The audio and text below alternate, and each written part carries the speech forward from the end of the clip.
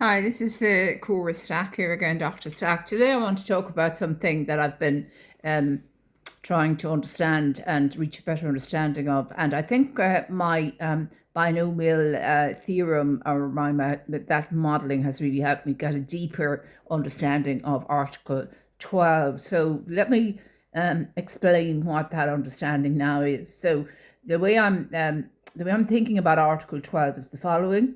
So it's the paper that that I've been writing is based on the development of my thinking as I go along. So it's like going to a lecture. You have to teach something tomorrow, and what are you going to write tonight for your lecture? So the structural breach of Article 12, failure of a constitutional activation condition, and collapse of distributed nomination power. So we're going to look at it as a distribution of nomination power in the 2025 presidential election. My name is Dr. Cora M. Stack, PhD, and I'm a mathematician, but I'm kind of now very much an interdisciplinary scholar applying mathematical rigor to many areas of law. But it's particularly interesting when you're talking about constitutional law, because constitutional law is very mathematical, very structured. So it's very interesting from somebody with a mathematical background. So what happens when a constitutional power still exists in text but no longer operates in practice or reality? In 2025, as we all know, by now, if anybody is following this, that series of lectures or educational videos, during the Irish presidential nomination process, something structurally unprecedented occurred. Article 12 of Bunreacht hÉireann distributes nomination power. This is how I'm seeing it now across two institutional domains. Domain is a great word for mathematics. It's the domain of a function. We'll have to ask Neil most to explain that to us. So members of the Oireachtas, not fewer than 4 local authorities. But in 2025, only 3 of 31 local authorities nominate any candidate, as we all know at this stage if you're following my lectures or my educational videos. The 4 council activation threshold embedded in Article 12 became incapable of delivery or satisfaction. This video explains why this is not merely a political outcome, but a potential structural constitutional breach. Article 12, this is how I'm looking at Article 12 now, following my examination of the outcomes using binomial modelling, the binomial distribution, and each of the trials are known as Bernoulli trials. So I talked a little bit about the Bernoulli brothers. They're not the same as the Bewley brothers. David Bowie wrote a great song about the Bewley brothers. No, it's the Bernoulli brothers. And they were very competitive, and they produced 8 outstanding mathematicians. But it's Jacob Bernoulli. Apparently his best work was only published after he was deceased, and he's incredible and brilliant, a genius of probability. Laid a lot of the groundwork for the foundation of probability, including the law of large numbers, which is a brilliant convergence. It's brilliant, the law of large numbers, and we won't go into it. Article 12 as a distribution of nomination power. So this mathematical modelling has led me to look at it, the Article 12 as a distribution of nomination power. So Article 12 establishes 2 co-constitutional parallel nomination pathways: nomination by members of the Oireachtas, nomination by at least 4 local authorities. This dual structure is not procedure surplusage. It is the deliberate distribution of gatekeeping authority. The Constitution could have invested nomination power exclusively in the Oireachtas. This is something that was discussed between myself and Maury Kenny in Politics and More, and I would strongly recommend anybody that's interested in knowing what happened behind the scenes in the for the presidential hopefuls to listen to that. And you've got a lot more of the facts behind the scenes there in that podcast, which was very well researched, conducted by Miss Maury Kenny, called Politics and More, interviewing myself. So that's very interesting from the point of view of factual. It's very factual.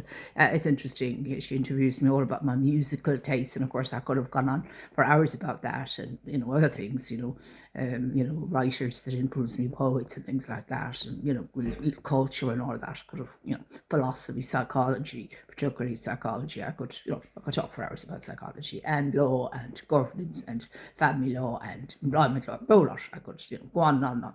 So it's all now in papers. So instead it divided. So let's move along now. The Constitution could have vested nomination power exclusively in the Oireachtas. As I said, the design was very good. This was my opinion, just reading the Constitution as I had to, for this for this challenge. So it did not. Instead, it divided nomination control across two institutional repositories.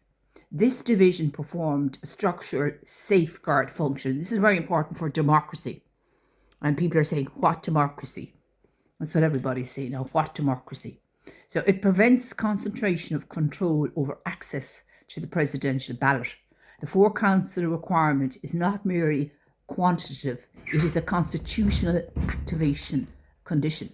Without four councils, the local government repository cannot operate. So that's the kind of a constitutional threshold. So sovereignty and nomination. Articles 1 and 6 of Bunreacht and hÉireann declare that Ireland is a sovereign democratic state and that all powers of government derive from the people. That's Article 6. So that's very important, that one, from the point of view of a democratic, a statement about democracy. So Article 6 is critical to any kind of constitution, I think, that would declare itself a democracy, that all powers of government derive from the people. But the people do not nominate candidates. They vote only among those who reached the ballot, And there's a kind of there's two paths to deciding who's going to reach the ballot. So we're concentrating on the second path. Nomination power therefore structures the channel through which sovereign electoral choice is expressed. When nomination power is distributed, access to sovereign electoral power is also distributed. If one repository becomes incapable of activation, a constitutional channel narrows. The electorate continues to vote, exactly. That's what happened in 2005. But the distribution structure governing who may appear before the electorate does not operate as designed and did not in 2025. So the 2025 structural discontinuity in the 2018 presidential election cycle, 20 of 31 local authorities nominated at least one candidate. The four-council activation condition was comfortably satisfied. The distribution nomination power operated as designed. In 2025, however, as we know, only 3 local authorities nominated any candidate. The constitutional threshold is 4. 3 obviously cannot satisfy 4. This was not a narrow failure, it was structural incapacity. For the first time, the council nomination pathway could not be activated nationwide. The local government repository of nomination power did not operate in this cycle. Now, we believe that this was caused primarily by the blocking directive of Fine Gael leadership, and that there was a cascading blocking that followed that right across, like as I described it, like it was a virus. Now, I don't understand how this cascading effect happened, but it did happen, and the candidates would all testify, if they had to testify, that it started off with a certain number of blocking, and then everybody kind of blocked silently, and we don't really know why there was such a huge amount of silent blocking, and this is what we're trying to find out. Why was there so much silent? But there was silent blocking because of the results speak for themselves. So statistical corroboration. So this is where I'm bringing in the statistics, which really show how how difficult it was. It was impossible to break that barrier there of the four, because of the block and then the cascading effect of that block on all other parties, blocking even not just people in the government, but people also, a lot of the parties that were not government parties also seem to direct silently or otherwise their candidates to block, as we found out as we went along. So using 2008 as a functioning baseline, approximately 64.5% of councils nominated candidates. Under comparable distributed conditions, the expected number is E of X. That's NP for the binomial distribution. The expected number of nominating councils in a similar cycle or the previous cycle could be approximately 20. The probability of observing 3 or 4 nomination under that baseline is approximately 3 multiplied by 10 to the power of minus 12. Now that will give you an idea of the relative numbers. It is massive, a massive change. So in structural terms, the probability is effectively 0. This was not ordinary variation. It was systemic discontinuity. The activation condition embedded in Article 12 became incapable of satisfaction across the state. Structural collapse of distribution. Article 12, this is how I'm looking at it now, and I think this is a pretty novel way of looking at it, but I don't know. This is my way of looking at it now. Article 12 divides nomination power. In 2025, one repository could not operate, did not operate, could not operate. We believe this was as a result of the block, the Fine Gael leadership block. Nomination power therefore functioned exclusively through the Oireachtas pathway. The constitutional text remained intact, so there was no change in the constitution, there was no amendment made to the constitution, but in operation, nomination power was unified. When power is constitutionally distributed to prevent concentration and one domain becomes incapable of exercise, the distribution collapses in substance. So this is the power distribution, the power distribution that's implied by the design of Article 12, that just collapsed completely. So that's the operational issue. A constitutional safeguard that cannot activate is not functioning as designed. So just to conclude there, the constitutional principle may be stated precisely. Where the Constitution distributes power across institutional domains and embeds a condition necessary for activation, systemic incapacity to satisfy that condition in one domain results in structural failure of the distributed allocation. In 2025, the 4 council activation condition failed.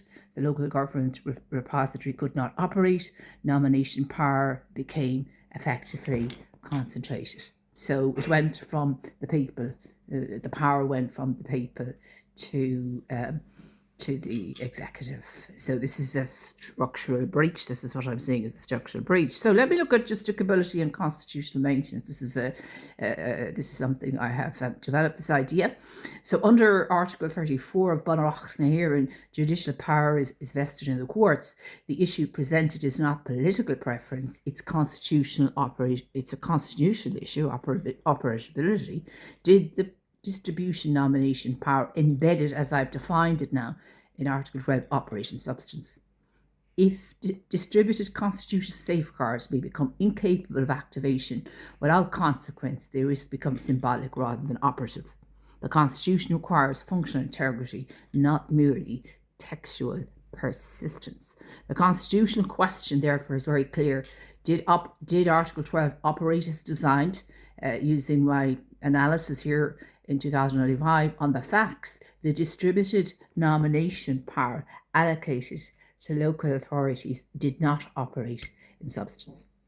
When the Constitution distributes power to prevent concentration, this is critical to democracy. This design is critical to democracy. So what we have seen here is a huge failure in democracy. And there's in my opinion, what this view of the distribution of power completely failed to activate because, in our view, of the of primarily due to the direction, the direction or the action of Fine Gael leadership, and then the consequence cascading actions, which we believe would not have happened had the first one not happened. It's one kind of they followed the other. This is what happens. This is actually what happened. Very unlikely that it would have happened without that original written directive. It's extremely unlikely that everybody would have silently blocked. Very, very unlikely.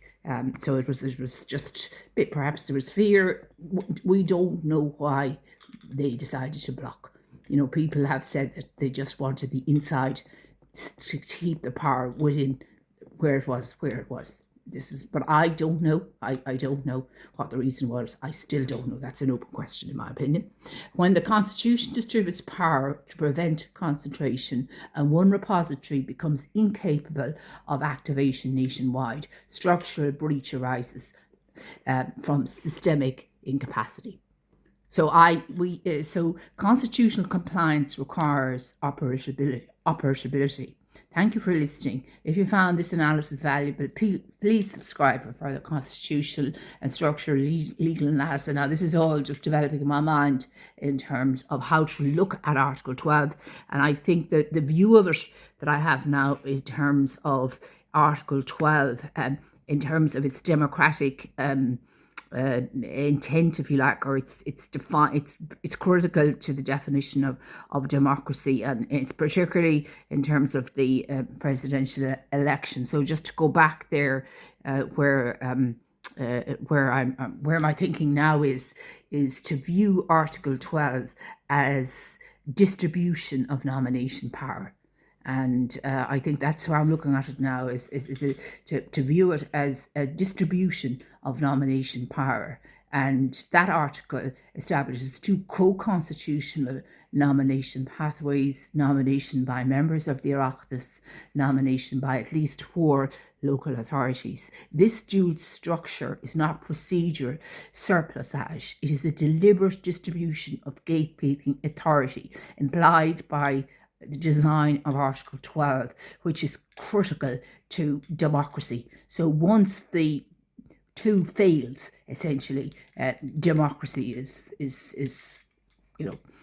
hugely weakened. So it's hugely undermined once two fails, and to such a degree. It's the level at which it fails here is huge when you look at the binomial distribution. So certainly, relying on, we'll say, Articles 12 in particular, and then just bringing in 1, 2, and 34, I think almost certainly it results in a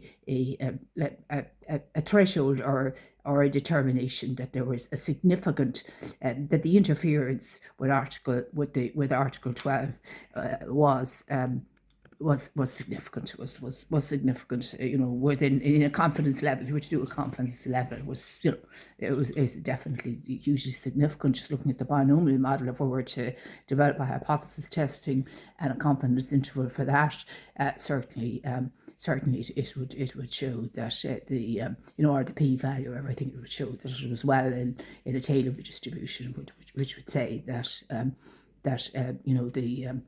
the interference here was huge, so absolutely huge, and that this would constitute a structural breach of Article 12. And this is where I'm thinking now. But the distribution of power, looking at it as a distribution of power, I think that's central to democracy and our courts. I mean, we're hearing everywhere that the courts feel intimidated.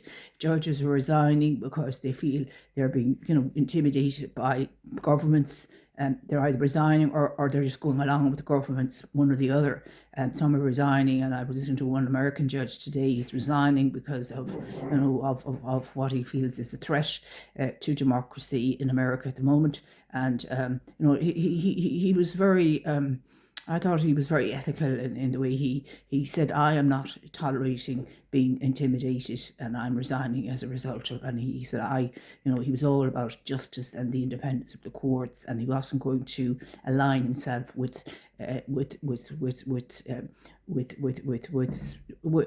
system or a government that he felt was having an undue influence on courts. And there have been people in other countries, judges that have resigned in the last, for the same reason, because the courts are being asked to kind of align with the government, and their duty is to be a check on power. So if this is about a check on power, if this challenge is about a check on power, I think what I've explained there is absolutely there has been a structural breach in Article 12.